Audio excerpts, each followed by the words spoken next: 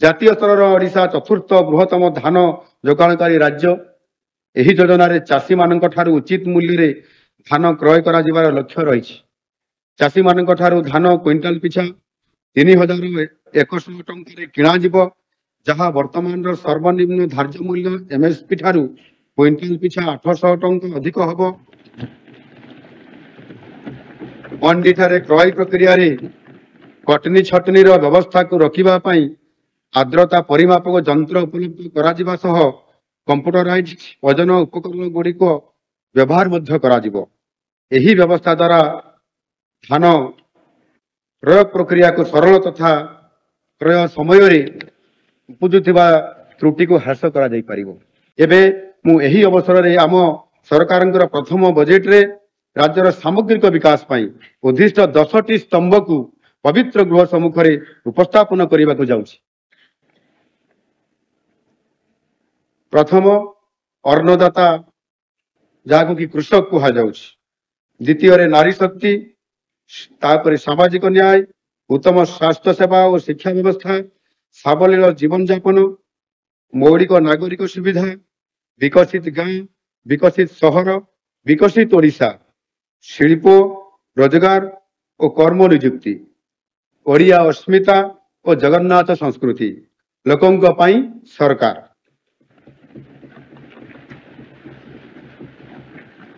ବାଚସ୍ପତି ମହୋଦୟା, ଆମ ସରକାରଙ୍କର ସର୍ବୋଚ୍ଚ ପ୍ରାଥମିକତା ହେଉଛି ଅନ୍ନଦାତା ମାନଙ୍କର ସର୍ବାଙ୍ଗୀନ ବିକାଶ। ତେଣୁ ମୋ ବଜେଟ ଭାଷଣର ପ୍ରଥମ ଭାଗରେ ଅନ୍ନଦାତାଙ୍କ ସମ୍ବନ୍ଧୀୟ ବିଷୟଗୁଡ଼ିକ ଉପସ୍ଥାପନା କରୁଛି। ସ୍ଥୂଳ ଅର୍ଥନୈତିକ ଦୃଶ୍ୟପଟ, ମାକ୍ରୋ ଇକୋନୋମିକ ଆଉଟଲୁକ୍। ମାନନୀୟ ପ୍ରଧାନମନ୍ତ୍ରୀ ଭାରତର 75ତମ ଏବଂ 100ତମ ସ୍ୱାଧୀନତା ଦିବସ ମଧ୍ୟରେ ଥିବା 25 ବର୍ଷକୁ ଅମୃତ କାଳ ବୋଲି ନାମିତ କରିଛନ୍ତି। ଏହି ଅମୃତ କାଳ 2047 ସୁଦ୍ଧା ଭାରତକୁ ଏକ ବିକଶିତ ତଥା ସମୃଦ୍ଧ ଦେଶରେ ପରିଣତ କରିବା ନିମନ୍ତେ ପ୍ରସ୍ତୁତ କରିବ। ଆଗାମୀ 25 ବର୍ଷରେ ଦ୍ରୁତ ଅଭିବୃଦ୍ଧି, ନୂତନ ଜୀବନଶୈଳୀ ଏବଂ ସୁଦୃଢ଼ ବୈଷୟିକ ଭିତ୍ତିଭୂମି ଦ୍ୱାରା ଭାରତର ଅର୍ଥ ବ୍ୟବସ୍ଥାର ସମସ୍ତ କ୍ଷେତ୍ରରେ ନବୀକରଣ ଓ ପୁନର୍ଗଠନ କରାଯାଇପାରିବ, ଯାହାକି ଭାରତୀୟ ଅର୍ଥନୀତି ଉପରେ ବିଶ୍ୱର ବିଶ୍ୱାସକୁ ପୁନର୍ସ୍ଥାପନ କରିବାରେ ସହାୟକ ହେବ। ଏହା ହିଁ ଅମୃତ କାଳର ସ୍ୱପ୍ନ। ସମୃଦ୍ଧ ଓଡ଼ିଶା ଗଠନରେ ମାନନୀୟ ପ୍ରଧାନମନ୍ତ୍ରୀ ଶ୍ରୀ ନରେନ୍ଦ୍ର ମୋଦିଜୀଙ୍କର ଅତୁଟ ସହଯୋଗ ପାଇଁ ମୁଁ ଗଭୀର କୃତଜ୍ଞତା ଜ୍ଞାପନ କରୁଅଛି।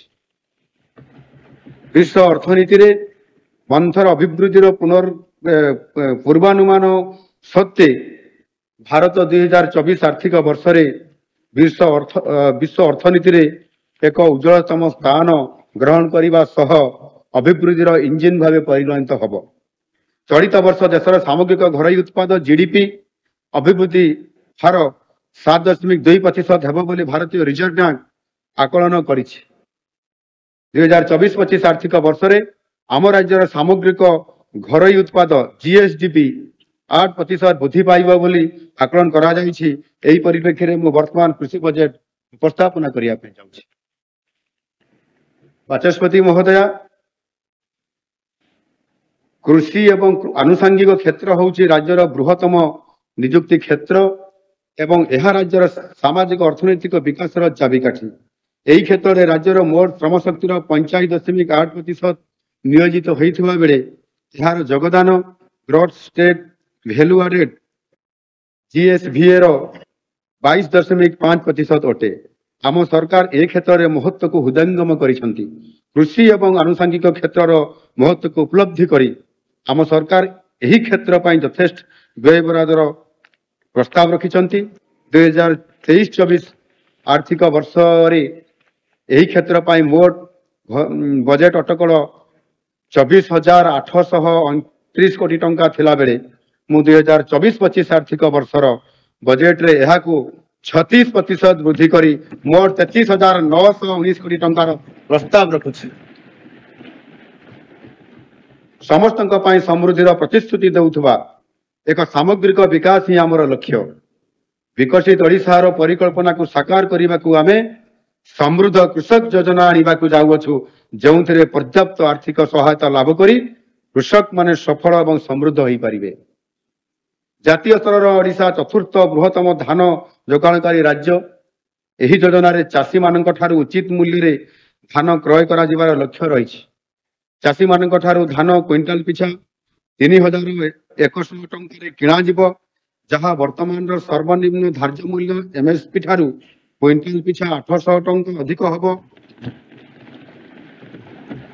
ମଣ୍ଡିଠାରେ କ୍ରୟ ପ୍ରକ୍ରିୟାରେ କଟନୀ ଛଟନୀର ବ୍ୟବସ୍ଥାକୁ ରୋକିବା ପାଇଁ ଆର୍ଦ୍ରତା ପରିମାପକ ଯନ୍ତ୍ର ଉପଲବ୍ଧ କରାଯିବା ସହ କମ୍ପ୍ୟୁଟରାଇଜ୍ ଓଜନ ଉପକରଣ ଗୁଡ଼ିକ ବ୍ୟବହାର ମଧ୍ୟ କରାଯିବ।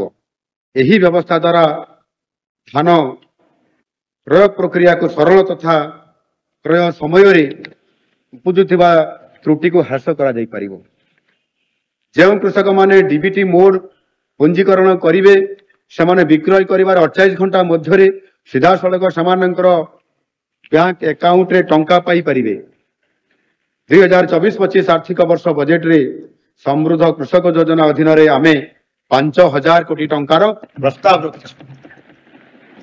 ମାନନୀୟ ବାଚସ୍ପତି ମହୋଦୟା, ଆମ ସରକାର ଏକ ଅନ୍ତର୍ଭୁକ୍ତ ଏବଂ ପୋଷଣୀୟ କୃଷି ପରିବର୍ତ୍ତନକୁ ସମର୍ଥନ କରି କୃଷକଙ୍କ ଆୟ ବୃଦ୍ଧି ଉପରେ ଗୁରୁତ୍ୱ ଦେଉଛନ୍ତି। ଭାରତ ସରକାରଙ୍କର ନିର୍ଦ୍ଦେଶାବଳୀ ଅନୁଯାୟୀ PM କିଷାନ ଯୋଜନା ଅଧୀନରେ ଆର୍ଥିକ ସହାୟତା ପାଇବା ପାଇଁ ଚାଷୀମାନଙ୍କ ନାମରେ ଥିବା ନିଜସ୍ୱ ଜମିର ପରିମାଣକୁ ଆଧାର ନକରି ରାଜ୍ୟର ଉଭୟ ଗ୍ରାମ୍ୟ ଏବଂ ସହରାଞ୍ଚଳ ଚାଷୀମାନଙ୍କୁ ଅନ୍ତର୍ଭୁକ୍ତ କରିବା ପାଇଁ ଆମେ ପଦକ୍ଷେପ ଗ୍ରହଣ କରିଛୁ। କୃଷକମାନଙ୍କର ଆୟକୁ ଆହୁରି ତ୍ୱରାନ୍ୱିତ କରିବା ପାଇଁ ଆମେ CM କିଷାନ ଯୋଜନା ଅଧୀନରେ ଅତିରିକ୍ତ ଟପଅପ୍ ପ୍ରଦାନ କରିବୁ। 2024-25 ଆର୍ଥିକ ବର୍ଷ ପାଇଁ ଏହି ଯୋଜନାରେ 1,935 କୋଟି ଟଙ୍କାର ବ୍ୟୟ ବରାଦ କରାଯାଇଛି। ବାଚସ୍ପତି ମହୋଦୟା, ରାଜ୍ୟରେ ଶୀତଳ ଭଣ୍ଡାର ପ୍ରତିଷ୍ଠା ପାଇଁ ଆମେ ପ୍ରତିଶ୍ରୁତିବଦ୍ଧ। ଏହି ପରିପ୍ରେକ୍ଷୀରେ ପ୍ରସ୍ତାବିତ ହସ୍ତକ୍ଷେପ ଗୁଡ଼ିକୁ ତର୍ଜମା କରି ଏକ ବିସ୍ତୃତ ଯୋଜନା କାର୍ଯ୍ୟକାରୀ କରିବା ପାଇଁ ଅଣୁ, କ୍ଷୁଦ୍ର ଓ ମଧ୍ୟମ ଉଦ୍ୟୋଗ MSME ସମବାୟ ଶକ୍ତି ଏବଂ କୃଷି ଓ କୃଷକ ସଶକ୍ତିକରଣ ବିଭାଗମାନଙ୍କୁ ନେଇ ଏକ କମିଟି ଗଠନ କରାଯିବ। ଆମେ ପ୍ରାରମ୍ଭିକ ପର୍ଯ୍ୟାୟରେ ଉପଖଣ୍ଡ ସ୍ତରରେ ଶୀତଳ ଭଣ୍ଡାର ସ୍ଥାପନ କରିବାକୁ ଯୋଜନା ରଖିଛୁ ଏବଂ ଆଗାମୀ ବର୍ଷମାନଙ୍କରେ ବ୍ଲକ ସ୍ତରରେ ମଧ୍ୟ ଏହାକୁ କାର୍ଯ୍ୟକାରୀ କରାଯିବ। କୃଷକମାନଙ୍କର ପାଇଁ ୱାନ୍ ଷ୍ଟପ୍ ସମାଧାନ ଭାବରେ କାର୍ଯ୍ୟ କରିବା ନିମନ୍ତେ ଆମେ ବ୍ଲକ ସ୍ତରରେ କୃଷି ସମୃଦ୍ଧି କେନ୍ଦ୍ର ପ୍ରତିଷ୍ଠା କରିବୁ। ବିଭିନ୍ନ ଯୋଜନା ସମ୍ପର୍କିତ କୃଷି ସମ୍ବନ୍ଧୀୟ ସହାୟତା, ଆର୍ଥିକ ସେବା, ଫସଲ ଉତ୍ପାଦନ ସମ୍ବନ୍ଧୀୟ ଯୋଜନା ଏବଂ ଉତ୍ପାଦ କ୍ରୟ ବିଷୟରେ ସମସ୍ତ ସୂଚନା ଯୋଗାଇ ଦେବା ପାଇଁ କୃଷି ସମୃଦ୍ଧି ହେଲ୍ପଲାଇନ୍ ଆରମ୍ଭ କରାଯିବ। ଶ୍ରୀ ଅନ୍ନ ଅଭିଯାନ ମିଲେଟ୍ ଜାତୀୟ ଫସଲର ଉତ୍ପାଦନ ଏବଂ ବ୍ୟବହାରକୁ ବୃଦ୍ଧି କରିବା ସହ ଓଡ଼ିଶାକୁ ଭାରତର ମିଲେଟ୍ ହବ୍ରେ ପରିଣତ କରିବ। ମୁଁ 2024-25 ଆର୍ଥିକ ବର୍ଷ ବଜେଟରେ ଶ୍ରୀ ଅନ୍ନ ଅଭିଯାନ ନିମିତ୍ତ 649 କୋଟି ଟଙ୍କା ବ୍ୟୟ ବରାଦର ପ୍ରସ୍ତାବ ରଖୁଛି।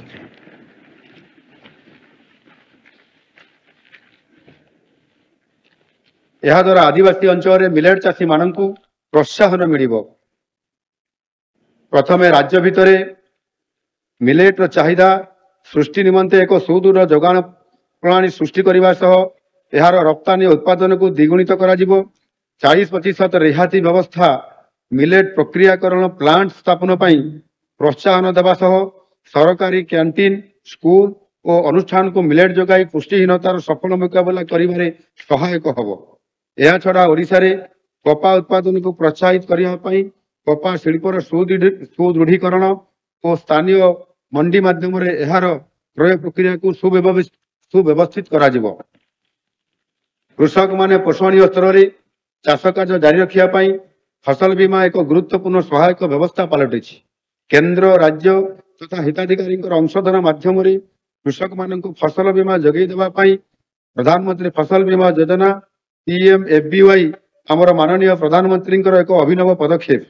ଆହୁରି ମଧ୍ୟ ଚାଷୀଙ୍କ ଉପରେ ପଡୁଥିବା ଭାର ହ୍ରାସ କରିବାକୁ 2 ହେକ୍ଟର ପିଛା ଥିବା କୃଷକଙ୍କର ଅଂଶଧନର ପ୍ରିମିୟମ ରାଜ୍ୟ ସରକାର ବହନ କରୁଛନ୍ତି ଏବଂ ପ୍ରତି ଚାଷୀଙ୍କର ନାମ ଲେଖାକୁ ମାନ୍ୟତା ଦେବା ପାଇଁ ସେମାନଙ୍କ ଠାରୁ ଆବେଦନ ପିଛା ମାତ୍ର 1 ଟଙ୍କା ଟୋକନ ଆକାରରେ ଗ୍ରହଣ କରାଯାଉଛି।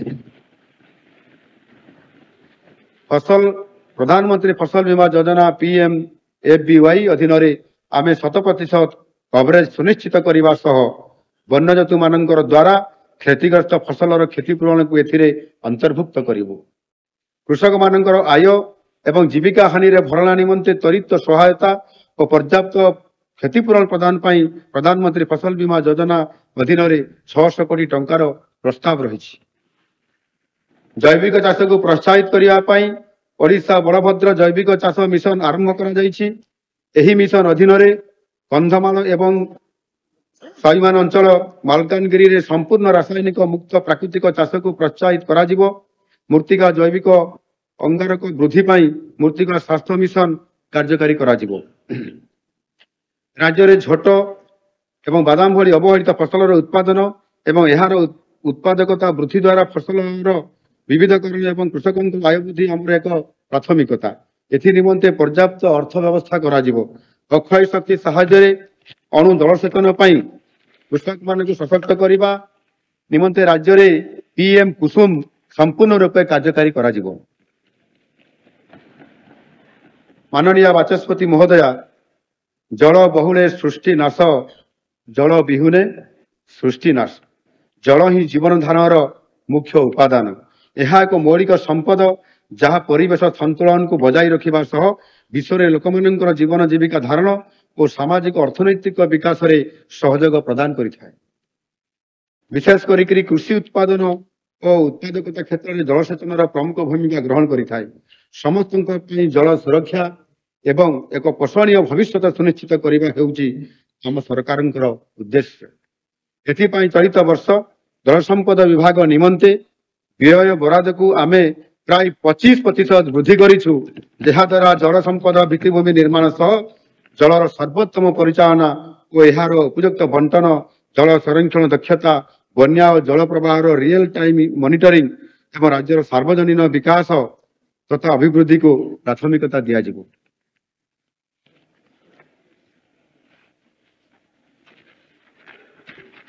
बाचस्पति महोदया, राज्यर समस्त चाषी को जेपरी जलसेचन सुविधा मिल पार ताहा सुनिश्चित करा जिवो।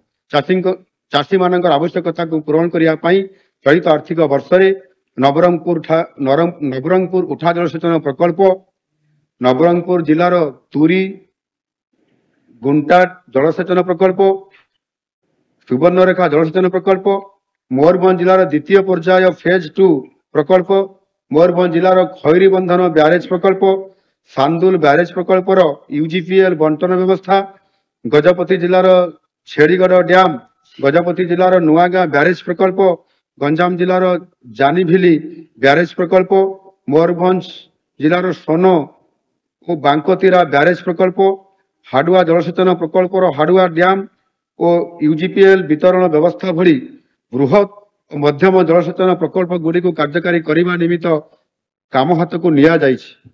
एथि निमंते बजेट रे मोट 3352 कोटी टंकार व्यय बराद करा जाइछि।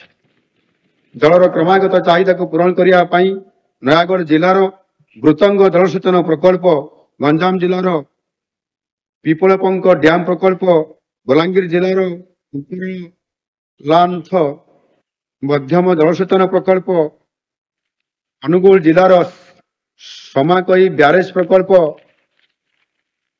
बरगढ़ जिलार 3टी और नुआपड़ा जिलार 7टी बृहत उठा जलसेचन प्रकल्प, कलाहांडी जिलार 3टी और नुआपड़ा जिलार 2टी एमआईपी, कलाहांडी, बलांगीर, बरगढ़ और नुआगड़ा जिलार 359टी गोष्ठी उठा जलसेचन प्रकल्प और 11,886टी गभीर नलकूप भली नूतन जलसेचन प्रकल्प गुड़ी को आरंभ करने प्रक्रिया त्वरान्वित करा जाइछि।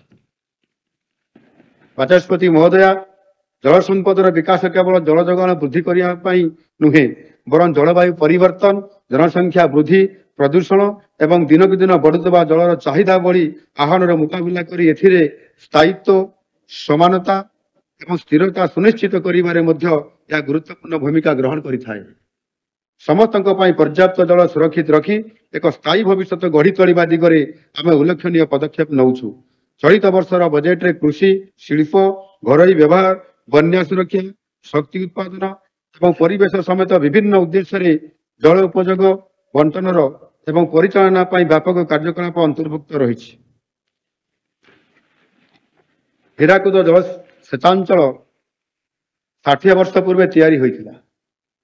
ହୀରାକୁଦର ମୁଖ୍ୟ ବିତରଣକାରୀ ସ୍ରୋତ ଗୁଡ଼ିକରୁ ତଥା ଶାଖା ନଦୀ ଗୁଡ଼ିକରୁ ବାହାରିଥିବା କିଛି ନାଳି ଏବେ ଜରାଜୀର୍ଣ୍ଣ ଅବସ୍ଥାରେ ଅଛି। ଏଗୁଡ଼ିକର ମରାମତି କରି କାର୍ଯ୍ୟକ୍ଷମ କରିବା ସହ ଜଳ ବଣ୍ଟନରେ ଦକ୍ଷତା ଓ ସମତା ଆଣିବା ନିମନ୍ତେ ଆଉଟଲେଟ୍ ବାହାର ଥିବା ଜଳସ୍ରୋତ ଗୁଡ଼ିକୁ ବଜାୟ ରଖିବାକୁ ଆମେ ଯୋଜନା କରିଛୁ।